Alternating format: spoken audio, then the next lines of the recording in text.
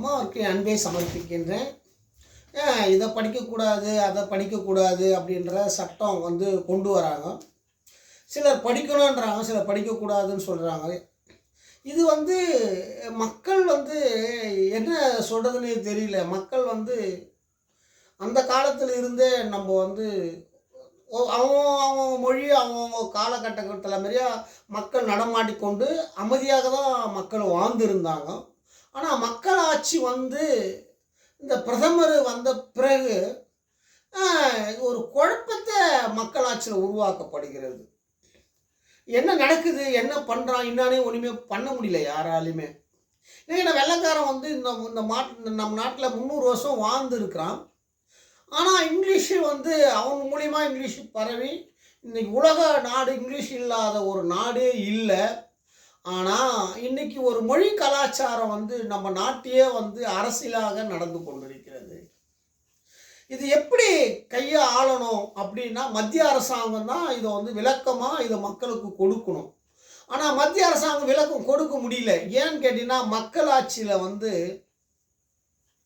சட்டத்தில் எது நல்லது, யார் கெட்டவன், எவன் நல்லவன், யார் நல்லவன் எவன் கெட்டவன் என்றது இது வரைக்குமே அரசாங்கத்தில் தெரியவே தெரியல. அரசாங்கப்படி எவன் நல்லவன் எவன் கெட்டவன்றது உண்மையாக மக்களுக்காக வாழறான் அப்படின்றதில் யார் உண்மையாக பேசுகிறான், யார் சத்தியத்தோடு வாழறான், எவன் தப்பு பண்ணுறான்றதே தெரியல.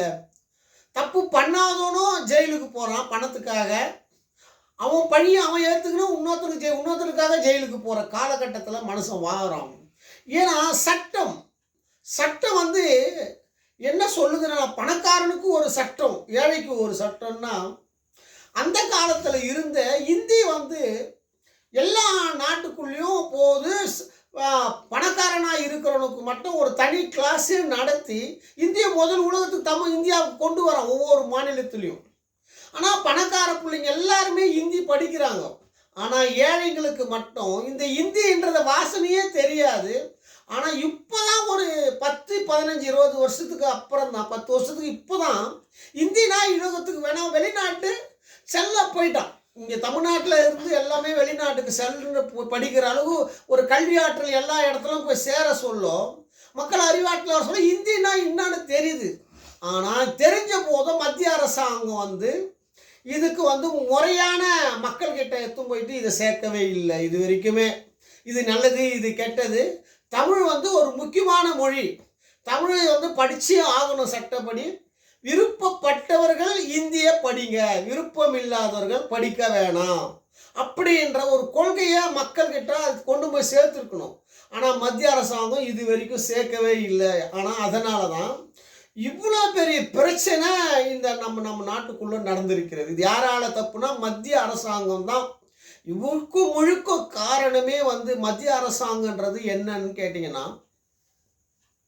ஒரு ஆட்சி பண்ணுறான், ஒரு ஸ்டேட்டில் ஆட்சி பண்ணுறாங்க 2 கட்சின்னா அந்த 2 கட்சியுமே சத்தியத்தோடு தர்மத்தோடு ஆட்சி பண்ணுறாங்களா? அப்படி இல்லைன்னா அவங்கள சட்டப்படி தப்பு பண்ணுறவங்கள சிறை வச்சு அவங்க ஆட்சி பொறுப்புலேருந்து அவங்க ஆட்சியே இல்லாத அளவுக்கு பண்ணக்கூடியது தான் மத்திய அரசாங்கனுடைய அரசு. ஆனால் மக்களாட்சியில் இப்போ 50 ஆண்டா நம்ம தமிழ்நாட்டில் 40-50 ஆண்டுகளாக ஒரே ஆட்சி தான் நம்ம தமிழ்நாட்டில் பண்ணுறோம். ஆனால் அந்த ஒரு ஆட்சிக்கு மறைமுகமாக பிரதமர் ஆட்சி பண்ணுறார். அன்றைக்கி இந்திரா காங்கிரஸ் ஆட்சி பண்ணுது, இன்றைக்கி பிஜேபி ஆட்சி பண்ணுது. அதனால் மக்கள்கிட்ட நல்ல விஷயங்களை கொண்டு போய் மத்திய அரசாங்கம் சேர்க்கவே முடியாதான்ட்ட. பிரதமரால் நீ கொண்டு வர தமிழ்நாட்டில் ஒவ்வொரு விஷயத்தையும் நல்ல விஷயத்தை நாட்டுக்காக அர்ப்பணிக்கிற ஒரு விஷயத்தை தமிழ்நாட்டுக்குள்ளே நீ கொண்டே வர முடியாது மத்திய அரசாங்கம். ஏன்னா தப்பு பண்ணுறவங்களுக்கு நீ துணையாக இருக்கிற. ஆனால் மத்திய அரசாங்கம் மாநில அரசாங்கம் என்ன பண்ணுதுறான்னா மத்திய அரசாங்கத்தை வச்சு தான் ஆடுறான். இங்கே தமிழ்நாட்டையே ஒரு அதிமுக யார் ஆடுறது உன்னை வச்சு தான் ஆடுறாங்க. ஆனால் திமுகவும் உன்னை வச்சு தான் ஆடுது இன்ன வரைக்கும். ஆனால் இது இன்னும் அதிகரிச்சது எப்போ 2016லேருந்து அதிமுகவையே நீ ஆட்டி படைக்கிறதா மத்திய அரசாங்கம். நாளைக்கும் அதிமுகவை வச்சு தான் ஆட்சி பண்ணணுன்றதுக்காக தான் அண்ணாமலைன்ற ஒருத்தரை வச்சு எடப்பாடி எதுக்காம இப்போ ஒரு 6 மாசமா 4-5 மாசமா அண்ணாமலை ஆட்சி பண்றாரு. ஏன்னா எப்படியாவது இவங்க 2 பேரை வச்சு தான் நம்ம ஆட்சி பண்ணணும். அப்போ அதிமுகவை பத்தி நீ பேசாத. நம்ம பண்ண போறது எடப்பாடி வச்சு. எடப்பாடி நமக்கு வந்து எம்பி எலெக்ஷனில் நமக்கு 3 நாமத்தை போட்டாரு. அதனால வந்து அவர் விட முடியாது. அவரை வச்சு தான் திமுக நம்ம ஆட்சி பண்ணணும். ஆனால் திமுகவை திமுகவுக்கு நம்ம ஆட்சி பண்ணணும்னா அதிமுக வச்சு தான் ஆட்சி பண்ணணும். அதனால இவங்களுக்குள்ள ஒரு உறவு இருக்கிறதுனால தான் இன்ன வரைக்குமே மக்கள் மத்தியில் ஒரு நல்ல தர்மத்தை இன்ன வரைக்கும் தமிழ்நாட்டுக்குள்ள ஒரு நல்ல ஒரு தர்மம். சனா தர்மம்னா என்ன? தமிழ் கலாச்சாரம் சமா தர்மம்னா என்ன? ராமன் எப்படி வாழ்ந்தான், கிருஷ்ணன் எப்படி வாழ்ந்தான், ஒரு சித்திரம் மகானம் எப்படி வாழ்ந்தான் இந்த மண்ணில் இன்றதான் சனா தர்மம். அந்த சனா தர்மம் நம்ம இந்தியா பிரதமர்கிட்ட இல்லை தமிழ்நாட்டுக்குள்ள. அதனால தான் தமிழ்நாட்டில் பிரதமரை கேவலமான ஒரு நிலைக்கு கொண்டு போயிட்டாங்க. யாரு? ஜெயலலிதா என்ற அம்மா மறைமுகமா திமுகவுக்கு சப்போர்ட் பண்றாங்க. அந்த அம்மா ஆத்மா மறைமுகமா சப்போர்ட் பண்ணி தமிழ்நாட்டுக்குள்ளேயே வராதன்ற மாதிரி உதயநிதியை வச்சு பேசுறாங்க. ஏன்னா நீ வந்து 75 வயசு ஆயிட்ட ஒரு பிரதமர், ஒரு உலக நாடு உன்னை பாராட்டக்கூடிய ஒரு பிரதமர், இந்தியாவில் எல்லா மாநிலத்தையும் ஒரு பாராட்ட ஒரு மாநிலர், ஒரு பிரதமர், ஒரு சாதாரண ஒரு இளைஞன், ஒரு துணை முதலமைச்சர், சின்ன வயசு, ஆனா உன்னை எதிர்க்கிற சக்தி வந்திருக்குன்னு சொன்னா நீ தப்பு பண்ணதுனாலதான் தமிழ்நாட்டுக்குள்ள உனக்கு இந்த மரியாதை தமிழ்நாட்டில் போய்கொண்டே இருக்குதுறான்ட்ட பிஜேபிக்கு. எப்படி பிரதமர் இதை வந்து மீட்டு எடுக்க போறாரு? சத்தியத்தோட வாழ போறாரா, இல்ல விஜய வச்சு தர்மத்தையும் சத்தியத்தையும் காப்பாற்ற போறாரா, இல்ல திருடனுங்களுக்கு எல்லாம் துணை போய் இவரும் ஒரு குற்றவாளியா மாறி மக்களும் இவருக்கு ஒரு ஓட்டு போடுற மக்களும் மிருகமா மாத்தி இவரே கொல்ல போறாரா? இதுதான் நம்ம இந்தியா கலாச்சார சட்டம். ஏன்னு கேட்டீங்கன்னா ஒரு பிரதமர் நினைச்சா ஒரு மாநிலத்தை ஒரு ஆளை காணாம பண்ணக்கூடிய சக்தி நம்ம பிரதமருக்கு உண்டு. இது வந்து நம்ம கண்குளிர கண்டிருக்கிறோம் தமிழ்நாட்டுக்குள்ள.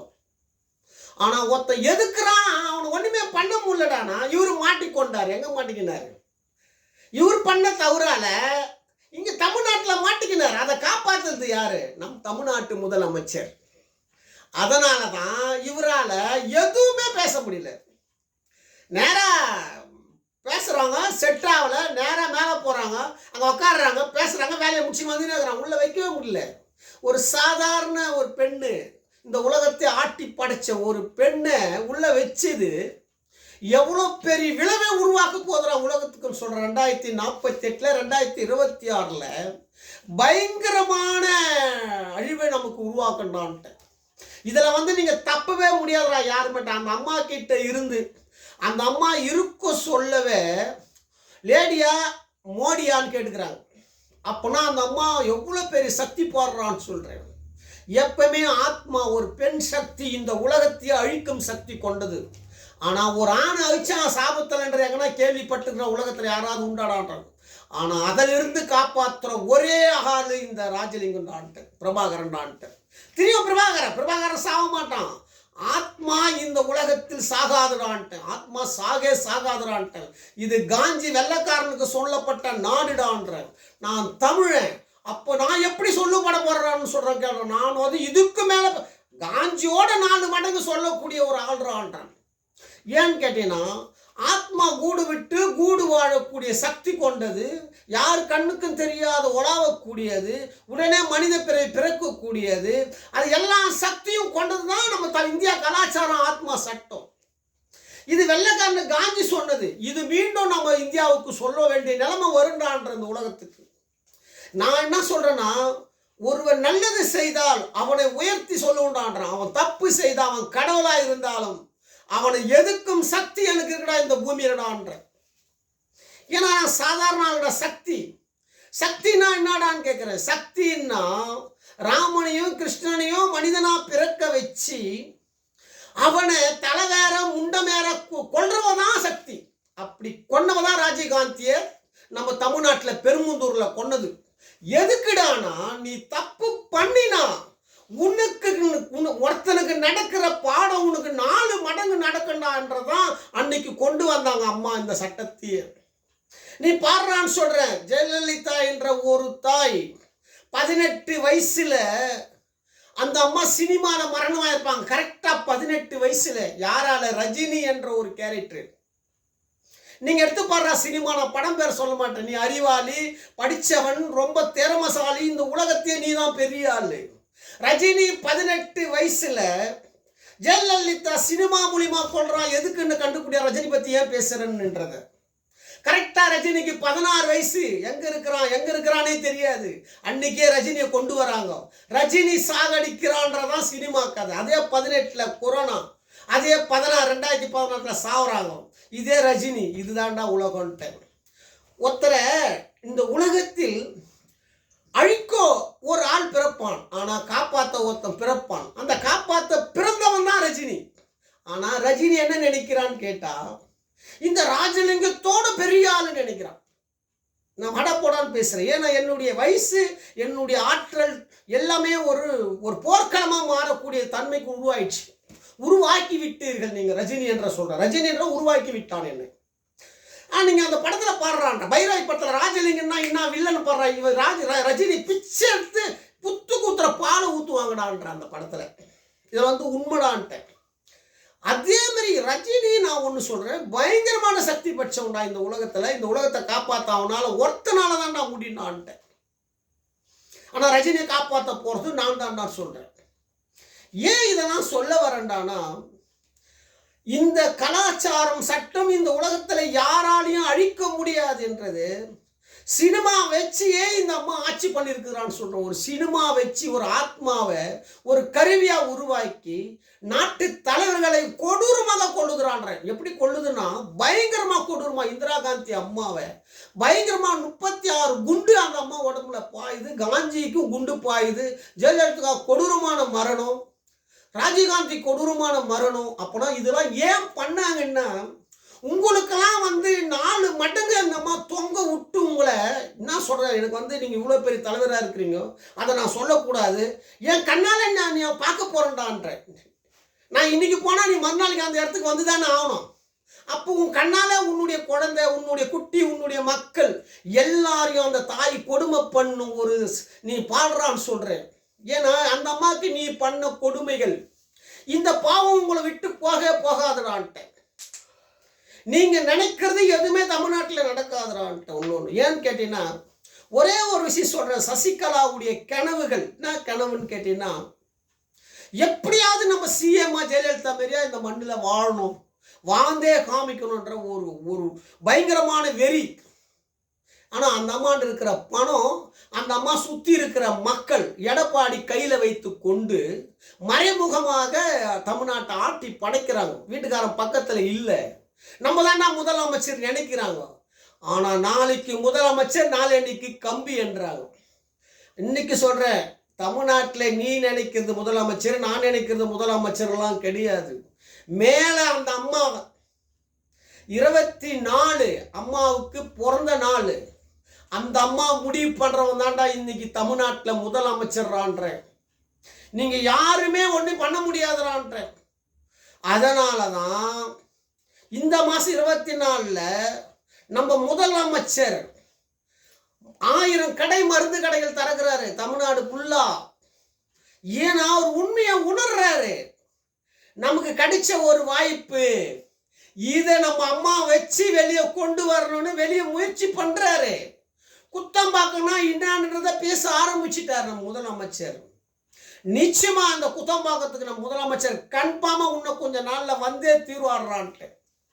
வந்து தீர்ந்து பராசக்தி அவங்க அப்பா ஏதன கதை சினிமா நிஜமாக உருவாக்கப்படுடான்ட்டு தமிழ்நாடு குத்தம்பாக்கம் என்ற கிராமத்தை வைத்து. என்னைக்கு கலைஞர் என்ற பராசக்தி படம் வந்து அவர் பேசும் பொருளாகி அவர் நிலையான உருவாக்கி கொடுத்த பராசக்தி மீண்டும் உண்மையான ஒரு பராசக்தியை இந்த உலகத்துக்கு நம்ம முதலமைச்சர் கொண்டு வருவார்றான்ட்டு. ஏன்னா உங்களை காப்பாற்ற ஒரே சக்திடான்ட்டு. கொரோனா அவர் வந்த உடனே போச்சுடான்ட்டேன். ஏன்னா நீங்க பண்ண பாவத்துக்கு உங்களுக்கு கொடுத்த முதல் தண்டனை. ஆனா 26 கொடுக்க போற தண்டனை ஒரு கொடூரமான தண்டனையா இருக்கட்டான்ட்ட உலகத்துல. இது கன்ஃபார்மா நடந்தே தீருண்டான்ட்ட. அதனால இருமுறை கொள்கை கல்வி நீங்க பண்ற மத்திய அரசாங்கம் பண்ற தப்பு தான் இவ்வளவு பெரிய ஒரு அழிவை நமக்கு உலக மெட்ராஸுக்கு தந்திருக்கிறது. ரெண்டாவது, நாகரிகம் இல்லாத அரசியலாக இருக்கிறது. நாகரிகம்னா என்னடான்னு கேட்கிறேன். நாகரிகம்னா ஒரு அரசியல் தலைவன் தெய்வத்துக்கு சமமானவன், தாயின் தந்தையாக இருப்பவன். அவன் பேசுகிறான், ரவுடிதனம் பண்ண ஆரம்பித்து விட்டான்டான்ட்டான் அண்ணாமலை. அதே மாதிரியா உதயநிதி ஸ்டாலின் ரவுடிதனம் பண்ண ஆரம்பித்து விட்டான்டான்ற ஒரு துணை முதலமைச்சர், ஒரு தமிழ்நாட்டினுடைய தலையெழுத்தை ஏதக்கூடிய வருங்காலத்தில் இருக்கும் தலைவன் எப்படி நடந்துக்கணும் என்றதை முதல்ல அரசியல் கத்துங்கடான்ற ஒத்துவத்தணும். நீங்கெல்லாம் படித்து விட்டீர்கள், பெரிய செல்வாக்கில் இருக்கிறீங்கன்றத மறந்துவிட்டு மக்களுக்கு கொடுத்த பணியை செய்ய வந்த ஒரு கருவி. அந்த மக்கள் கிட்ட எம்ஜிஆர் எப்படி நடந்து இருக்கிறாரு, ஜெயலலிதா எப்படி நடந்தாங்க, கலைஞர் எப்படி நடந்தாங்க. சீமானுக்கும் உங்களுக்கும் என்னடா வித்தியாசம் இருக்குன்னு கேட்குறேன். நீங்க பேசுறீங்களே, அரசியல் பண்றீங்களா இல்ல நாட்டை ரவுடிதானம் பண்ண போறீங்களாடான்னு கேட்குறேன் உலகத்துல. அண்ணாமலை சொல்றேன், இதெல்லாம் ஒரு தமிழ்நாட்டு கலாச்சாரம். நீ என்ன சொல்றதுன்னு தெரியல. நீ பிறந்த உன்னுடைய மத கலாச்சாரப்படி சத்தியத்தையும் தர்மத்தையும் நீ காப்பாற்றக்கூடியவன், சத்தியம் தர்மத்தை அழிக்கக்கூடவன். நீ இருந்து மக்களை கெட்டவங்களுக்கு உதவி செய்து கொண்டு நீ நல்லவன் மாதிரியா வேஷம் போடுவது அண்ணாமலை பெரிய குற்றம், பெரிய பாவண்டா, துரோகண்டான்ட்ட உனக்கு அண்ணாமலைக்கு. அந்த துரோகம் நீ செய்யாதடான்ட்ட. முதல் உன்னால முடிந்தால் பிஜேபியை நல்லவனா மாத்து. உன்னால முடினா வெளியே பிச்சை எடுத்து தமிழ் கலாச்சாரத்தை காப்பாத்துறதான் அண்ணாமலைக்கு அழகுடான்னு சொல்லிட்டு. அப்படி இல்லைனா உன்னுடைய பொண்டாட்டி, உன்னுடைய புள்ள, உன் குழந்தெல்லாம் மேல முட்டி போட்டு திரியும் 1000 வருஷம் சோறு இல்லாம, கரண்ட் இல்லாம, ஆட்டு சாணியை வாரி கொட்டின, மாட்டு சாணியை வாரி கொட்டின, திரியும் வாரி கொட்டி தாண்டா ஆகணுன்ட்டு நீ பிறந்து தெரியும். இது கன்ஃபார்மா நடக்கண்டான்ட்ட உலகத்துல அண்ணாமலைக்கு. அதனால அண்ணாமலைக்கு சொல்றேன், பேச சொல்ல நீ படிச்சுட்டு எப்படி அரசியல் பேசணும்னா அதை நிதானமா ஒரு முதலமைச்சர், ஒரு அரசாங்கம்னா அது எப்படி மதிப்பு கொடுக்கணும், எப்படி பேசணுன்றதை முதல் தெரிஞ்சுக்கும். நான் பேசலாம், நான் படிக்காத எதுவுமே தெரியாதவன், என்கிட்ட கொடுத்துட்டாங்க. நான் என்ன சொல்றேன், எனக்கு எதுவுமே தெரியாது, ஆனால் என்ன இப்படிதான் நான் பேச முடியும், அப்படிதான் நான் சொல்லிட்டு போயிடுவேன். ஆனால் உனக்கு அப்படி கிடையாது. நீ படித்த படிப்பும் நீ படித்த கல்விக்கும் அதுக்கு மதிப்பளிப்பு கூடியவனாக தான் ஒரு அரசியல் தலைவர் இருக்கணும். அப்படி இல்லைன்னா நீ தலைவனாக இருக்கிறதுக்கு யோகித்து கிடையாதுன்னு சொல்லிட்டு இந்தியாவில் தமிழ்நாட்டில் யாரா இருந்தாலும். அதனால எனக்கு இவ்வளோ பெரிய வாய்ப்பு கொடுத்தாரு என்று சொன்னால், இவ்வளோ பெரிய ஆளாகணும்னா என் குத்தம் பார்க்கும் சக்தி தான். இந்த சக்திக்கு நான் எப்போதுமே வாழ்கிறேன். சக்திக்காகவே வாழ்ந்து கொண்டிருக்கிறேன். இனிமேலும் சக்தியை கொண்டு வருவதற்காக வாழ்வேன். இந்த சக்திக்கு என் அன்பையும் நன்றியும் தெரிவிக்கிறேன். நான் இந்த அளவுக்கு என் வீடியோ வெளியே போகுதுன்னா அது பிரதமர், நம் தமிழ்நாட்டு முதலமைச்சர், இவங்க 2 பேருக்கும் என்னுடைய நன்றியை தெரிவிக்கிறேன். மூன்றாவது, இந்த கரண்ட்டு நான் இவ்வளோ தொலைவுக்கு பேசுகிறேன்னா அதுக்கு கலைஞருடைய கரண்ட்டு தான் காரணம். கலைஞருக்கு என் மனமார்ந்த நன்றியை தெரிவிக்கிறேன். நான் இவ்வளோ தொலைவுக்கு வாழ்ந்து இவ்வளோ பேசுகிறேன்னா பாரத தாய் என்ற ஒரு விதவி பெண்ணாக இருந்து நீதி தேவதையாக ஓம் என்ற பிராணத்தில் வாழ்ந்து கொண்டிருக்கும், கண்ணுக்கு தெரியாத விதவி பெண்ணாக வாழ்ந்து கொண்டிருக்கும் ஓம் என்ற சக்தியாக, தேவியாக, பாரத தாயாக, மனைவியாக, மக்களாக வாழ்ந்து கொண்டிருக்கும் அந்த தாய்க்கு என் அன்பையும் நன்றியும் தெரிவித்துக் கொள்கிறேன். ஜேவா எனக்கு ஆதரவு கொடுத்து என்னை பேச வைத்த ஜே என்ற ஒரு தாய், ஜெயலலிதா அம்மா, என் தாய்க்கு நன்றியை தெரிவிக்கிறேன். இன்றைய சட்டம் நாளைய மாற்றம். மக்களால் நான், மக்களுக்காக நான்.